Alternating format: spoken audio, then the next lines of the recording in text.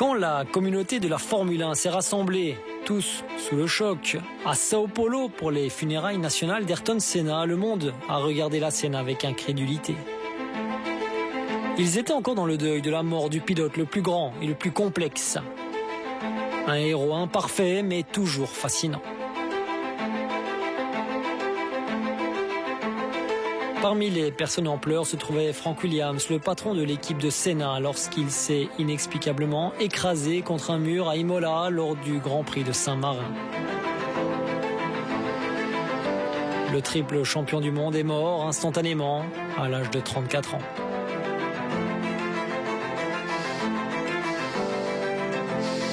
Ayrton n'était pas une personne ordinaire, il était en fait un homme plus grand, hors de la voiture que dedans.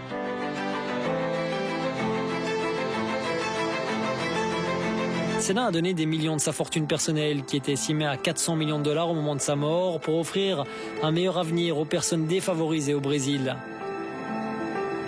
Il aimait profondément les enfants et voulait un monde meilleur pour eux. Sa fondation familiale allait changer la vie de millions de personnes grâce à des projets éducatifs de grande envergure.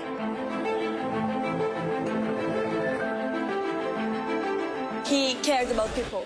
Il se souciait des gens, nous avons pu le constater avec la famille, avec ceux qu'il ne connaissait pas. Il était toujours aussi chaleureux et gentil, et il se souciait de tout le monde. Je pense que c'est quelque chose de vraiment beau, c'est quelque chose à laquelle je pense quand je me souviens de lui, une trace laissée de son vivant. Senna avait un charisme incroyable, il était fort écouté. Chacune de ses paroles était abondamment commentée, il était un penseur profond, un philosophe avec une volonté de mettre en lumière les dangers de sa profession. Au moment même où l'on vous considère comme le meilleur, le plus rapide et quelqu'un qu'on ne peut toucher, vous êtes extrêmement fragile. Parce qu'en une fraction de seconde, tout peut se terminer.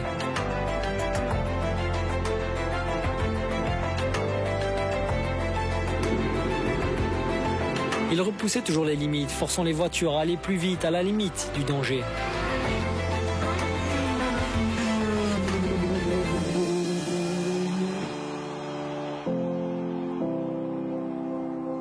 Même dans sa dernière course, Senna était en red line, bien décidé de repousser le défi de la star montante allemande, Michael Schumacher, dont la Benetton était une voiture bien supérieure, mais le champion refuse de céder.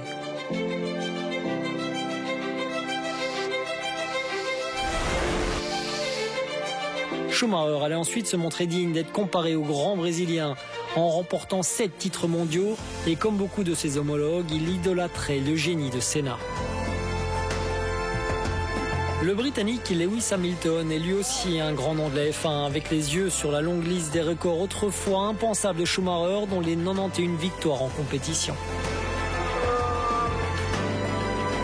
Mais pour Hamilton, le grand Brésilien est sa véritable idole de course.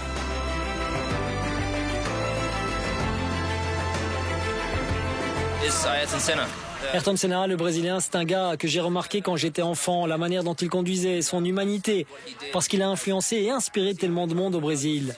Il était plus grand que n'importe quel joueur de football ou président, il était la personne la plus influente au Brésil, tant il a donné à son pays. J'aime ça. C'est un leader, une vraie figure emblématique et sa conduite était la meilleure. Donc c'est un exemple auquel je veux absolument ressembler. So I love that. You know, he's a real leader and a real iconic figure. So and he just drove the best. So that's I always want to be like him.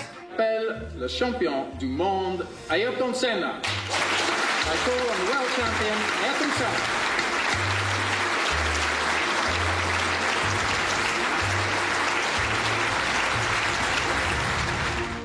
Oh, Senna. Le nom de Senna parle de lui-même. Il n'était pas seulement le Senna que tout le monde connaît.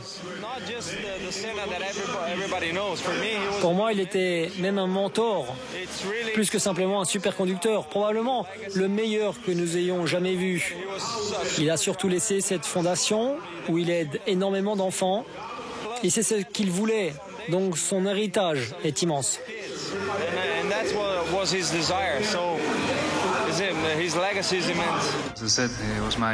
Bien sûr, vous savez, comme je l'ai dit, il était mon idole, il était mon inspiration. C'est probablement grâce à lui que je suis devenu pilote de F1. Senna a toujours été un homme pressé. Sa carrière en Formule 1 a commencé avec la jeune équipe Toleman en 84, mais après une saison, il a réalisé qu'il ne pouvait pas être à la hauteur de ses ambitions. Il s'est installé chez Lotus où il n'a pas mis longtemps pour s'assurer de sa première victoire dans la deuxième course de la saison 85 au Grand Prix du Portugal.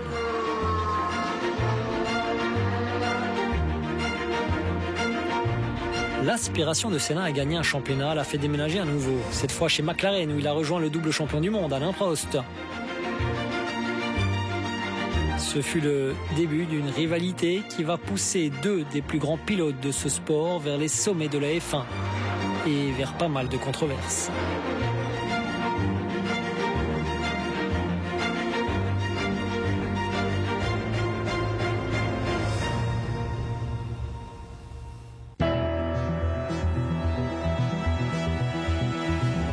À suivre, l'incident qui a changé la Formule 1.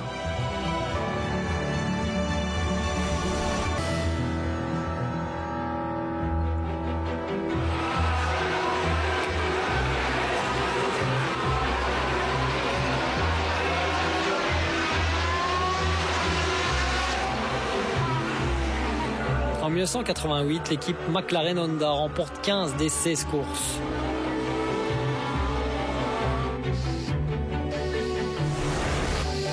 Prost en gagne 7, Senna 8, ce qui l'amène à son premier titre de champion du monde.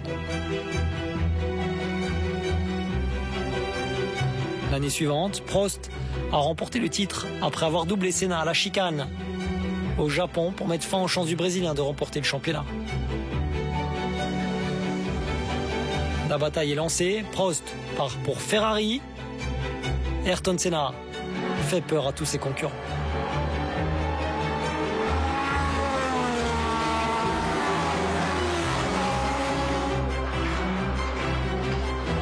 C'était un homme des extrêmes, il avait un côté sombre que le monde allait voir en pleine lumière lors du Grand Prix du Japon en 1990. Ayrton Senna s'est offert la pole position, ce qu'il a fait 65 fois dans sa carrière. Cette fois, c'est Prost qui est en deuxième position. Il y a eu un problème avant le départ. Senna a voulu changer l'emplacement de la grille du côté le plus propre de celle-ci, mais la FIA a refusé sa demande. Cela a encore plus choqué Senna, qui était déjà en désaccord avec l'organe directeur à propos de ce qui s'est passé 12 mois plus tôt. C'était angoissant pour Senna, qui a fait une déclaration de guerre en sortant la Ferrari de Prost au premier virage. Son adversaire était hors de combat, le titre mondial lui revenait.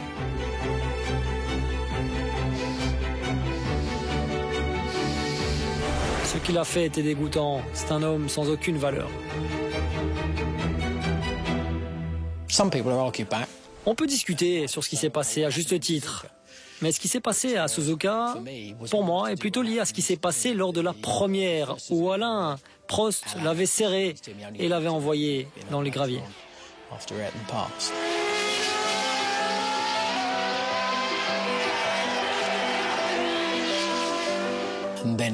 Il ne l'a admis que plus tard, après la mort d'Ayrton. Il y a eu tout le battage autour de la pole position. Ils ont changé avant le départ parce que je pense qu'Ayrton a été intelligent en obtenant la deuxième position parce que c'était là que ça allait être le plus propre. Puis, ils l'ont échangé. Il a senti que tout le monde était contre lui.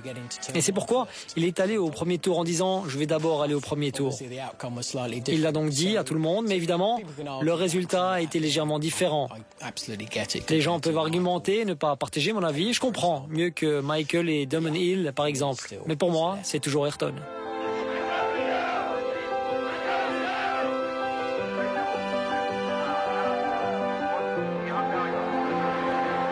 Le troisième titre mondial de Senna a été moins controversé, mais après une année frustrante en 92, le Brésilien a fait part de son intention de passer chez Williams.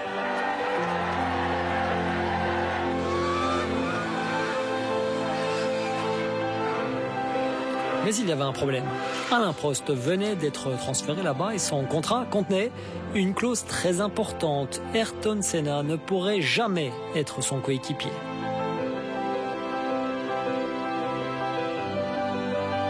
Pour lui faire encore plus mal, Prost a remporté le titre avec Senna en deuxième position. Mais la clause du contrat de Prost arrivant à expiration, Senna s'est installé chez Williams en 94, ce qui a entraîné la retraite immédiate de son rival. Le Britannique Damon Hill était son nouveau coéquipier. C'est une comparaison difficile à faire à ce stade car je n'ai fait qu'un petit nombre de tours sur un circuit que je n'ai jamais parcouru dans une voiture totalement différente. Une nouvelle voiture pour moi et tout cela, je me suis bien amusé. Les quelques tours que j'ai faits me plaisent énormément.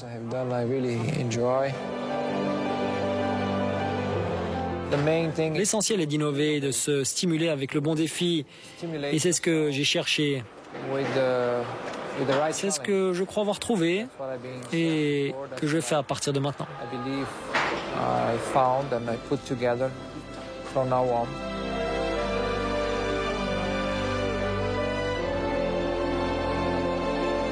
La nouvelle voiture de Senna était rapide mais difficile à conduire et malgré sa pole position à chacune des 2 premières courses, il n'a pas pu terminer alors que Schumacher a pris le maximum de points.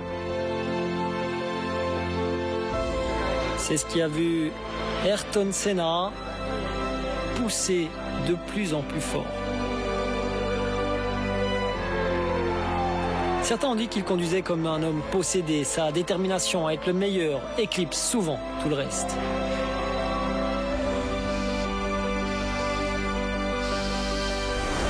Senna est un génie. Je définis le génie comme le côté droit du déséquilibre. Il est tellement développé qu'il est presque au bord du gouffre.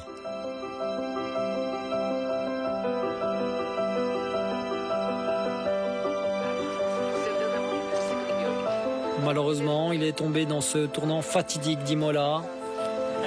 Un héros parti trop tôt.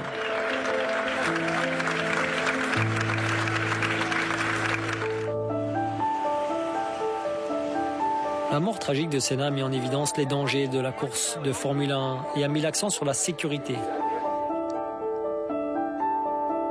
Pour des légendes comme Jackie Stewart, cela aurait dû être fait depuis longtemps étant donné la quantité de tragédies dont il avait été témoin à son époque. L'incident qui a conduit Stewart à devenir un militant actif et bruyant pour une plus grande attention à la sécurité s'est produit lors du Grand Prix de Belgique de 1966. Le légendaire circuit de Spa était l'un des plus traîtres et ce jour-là, une pluie torrentielle a fait de la piste une véritable patinoire. 8 voitures se sont encastrées dans les minutes qui ont suivi le début de la pluie. Tous les conducteurs, sauf un, s'en sont sortis indemnes ou légèrement blessés. Ce n'était pas le cas pour Stewart.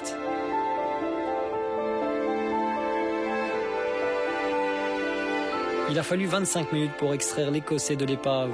L'accident l'a changé à jamais et il est devenu un ardent défenseur des conditions de conduite plus sûres.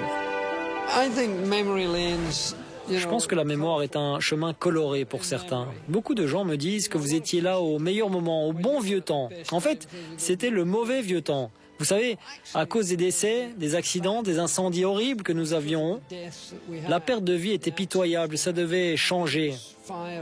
Cela a changé. Et c'est vrai que c'est devenu presque trop clinique maintenant.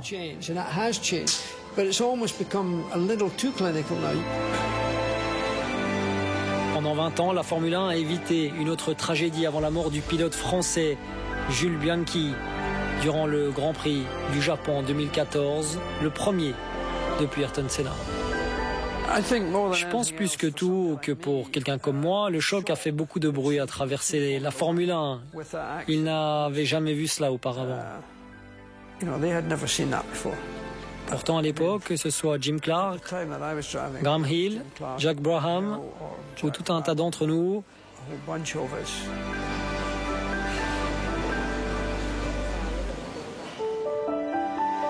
nous assistions à plus d'enterrements, à plus de services commémoratifs, où mères et pères, frères et sœurs, petites amies et épouses pleuraient sur nos épaules.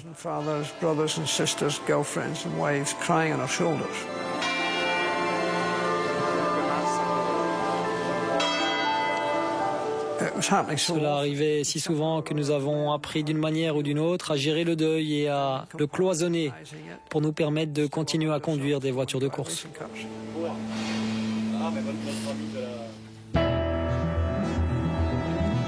À suivre, comment Alain Prost a lutté avec Ayrton Senna.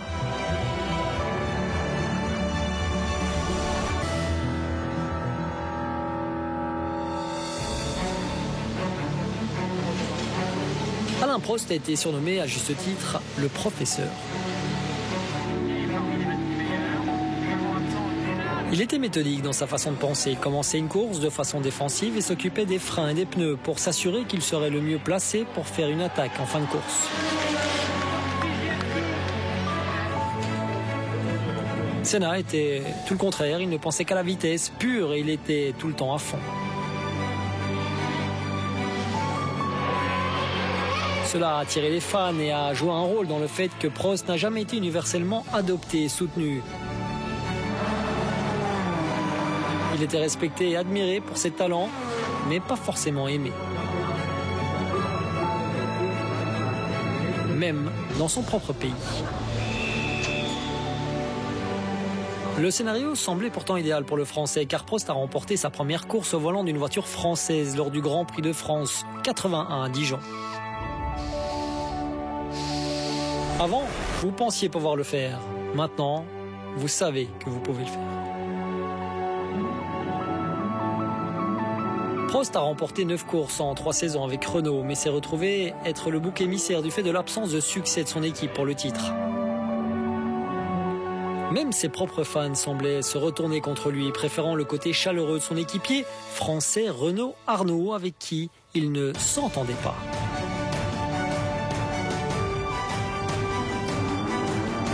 Frustré, Prost a fait venir sa femme Anne-Marie et son fils Nicolas en Suisse et a rejoint l'équipe McLaren basée en Grande-Bretagne en 84.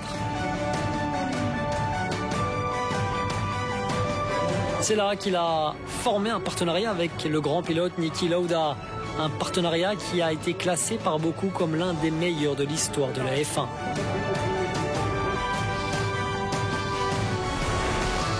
Le couple a remporté 12 des 16 courses en 84 et bien que Prost en ait remporté 7, son coéquipier l'a privé d'un championnat du monde d'un demi-point seulement.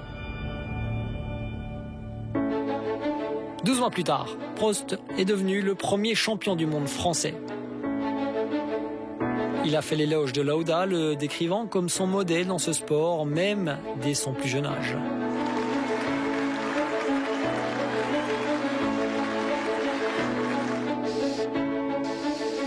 J'ai eu la chance de passer 2 ans à ses côtés. Ce furent les 2 plus belles et meilleures saisons de ma carrière. En 86, Prost est monté d'un cran, devenant le premier champion consécutif depuis Jack Brabham 26 ans plus tôt. Jack Brabham, 3 times world champion racing driver. La 28e victoire de Prost en Grand Prix en 87 a battu le record vieux de 14 ans de Jackie Stewart.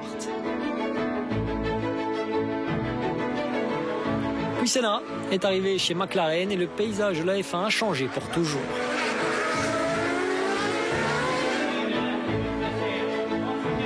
Même des décennies plus tard, leur célèbre querelle a été évoquée par ceux qui ont suivi leurs traces chez McLaren.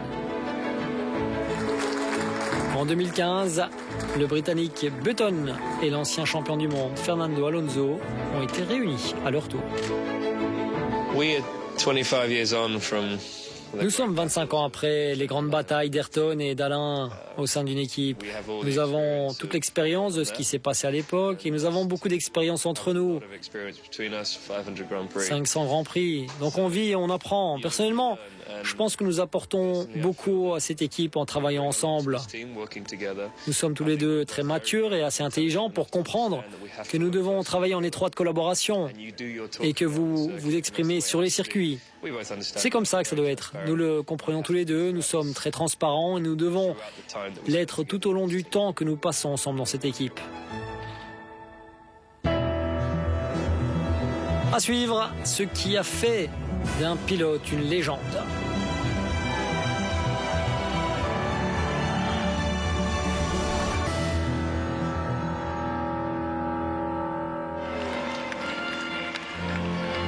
Après une impressionnante première saison chez Ferrari, Prost a perdu le rythme en 91 pour la première fois en 10 ans. Il n'a pas réussi à gagner une course.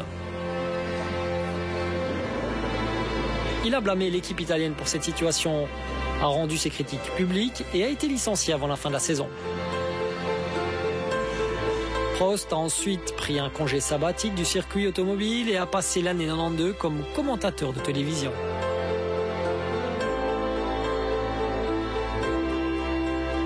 Il est ensuite revenu avec Williams et a rappelé à tout le monde sa grandeur. Prost a remporté 7 courses, portant son total à 51, record à l'époque, pour remporter son 4e titre mondial. Une fois de plus, il a prouvé son talent phénoménal, sans détour et avec une constance implacable. Il en a toujours été ainsi, même à l'adolescence, lorsqu'il s'est découvert une passion pour le karting.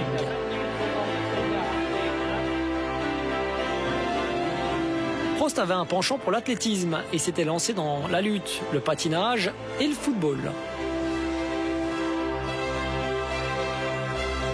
Il envisageait de devenir professeur de gymnastique ou de mettre à profit ses impressionnantes compétences en matière de football dans une carrière professionnelle à Saint-Étienne. Mais à l'âge de 14 ans, le virus du karting l'a emporté lors de vacances familiales dans le sud de la France. Ce qui a commencé comme du plaisir est vite devenu une obsession. Il a rapidement gagné des championnats de karting.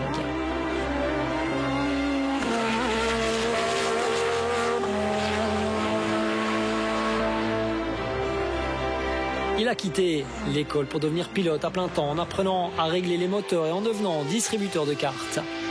Prost a rapidement progressé dans les rangs, dominant les championnats de Formule 3 qui l'ont mis sur la liste des écuries de Formule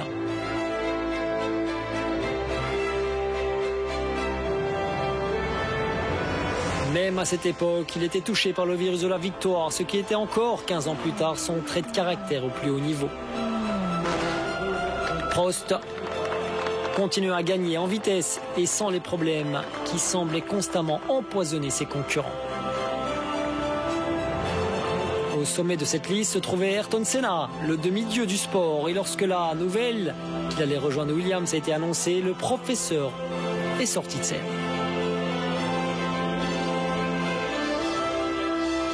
Le sport m'a beaucoup apporté, mais j'ai décidé que le jeu n'en valait plus la peine. Il n'en avait pas fini avec le circuit. En 1997, Prost a acheté l'équipe Ligier, l'a rebaptisée Prost Grand Prix. On a immédiatement spéculé sur un retour, mais l'homme de 41 n'en était pas intéressé pour prolonger ses 199 courses de Grand Prix.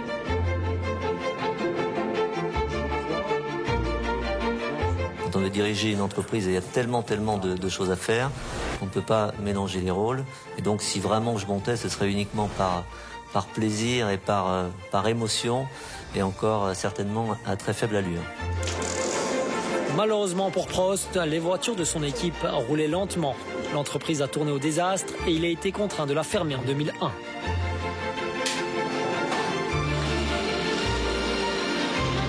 Il est revenu au sport en 2017 en tant que conseiller spécial chez Renault. J'aurai un poste où je ne serai pas impliqué au quotidien. Je vais rester un peu en retrait et assister à environ une dizaine de courses par an et voir comment je peux apporter mes contributions et mes conseils. Et peut-être parfois dire aux pilotes, vous avez tort et vous devriez le faire comme cela. J'ai la pleine liberté, la liberté de penser. Et quand quelque chose ne va pas, je vais le leur dire. Personne n'est mieux équipé pour aider la prochaine génération que le Français, dont la place au panthéon des héros de la Formule 1 est assurée, tout comme ses compétences en matière de conduite.